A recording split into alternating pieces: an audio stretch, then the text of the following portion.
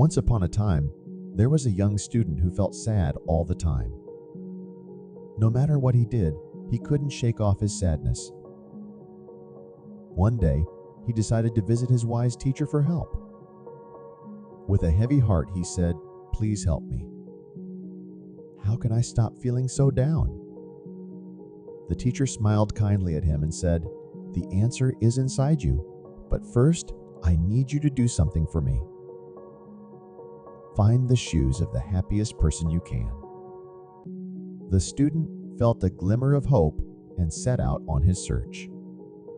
He walked through the bustling streets of his village until he saw a woman selling flowers. Her smile was as bright as the sun, and she looked so happy. The student approached her and asked politely, "Lady, you look so happy. Can I have your shoes? They must hold happiness." The woman's smile softened a bit, and she said, "Thank you for your kind words, young one. But even the most beautiful flowers can't chase away all the worries. My husband is sick, and that makes my heart heavy." The student felt a bit sad for the woman, but thanked her and continued his search. As he walked further, he heard a lively tune being played on a flute. He followed the sound and found a man playing music that made everyone around smile.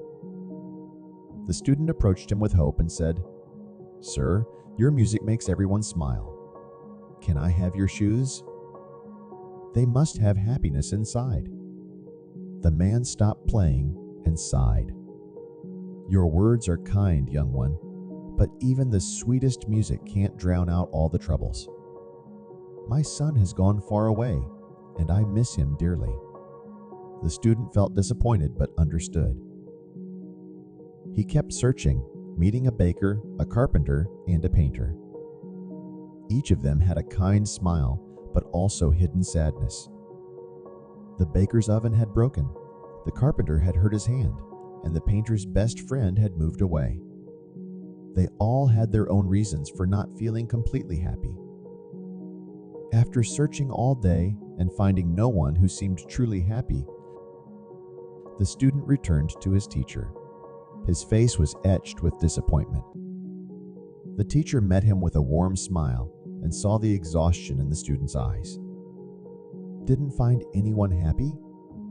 the teacher asked gently. The student shook his head. "Everyone has their own troubles, their own reasons for sadness. I guess happiness isn't something you can just find, is it?" The teacher's smile broadened. "You've learned a valuable lesson, my dear student," he said in a calm and soothing voice. "Happiness isn't hidden away in someone else's shoes. It's a treasure that lies within you, waiting to be discovered."